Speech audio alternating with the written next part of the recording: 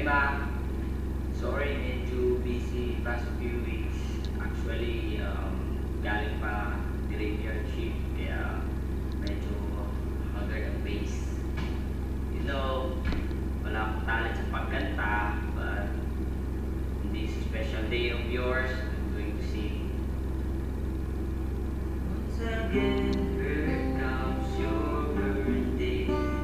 Once again, the time is here. What loving gift from Jesus here, giving you one more year.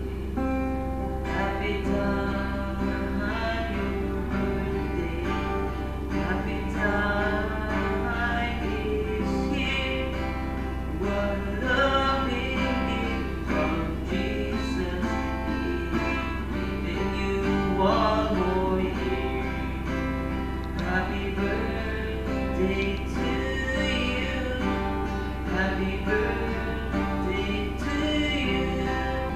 Happy birthday, dear Mama. Thank you for raising me well. I mean us, mga anak mo. Salamat sa disiplina. Sorry for giving you sakit ng ulo. I guess I was the black sheep of the family. Sorry Ma. Promise not to repeat those things again. Good boy na to.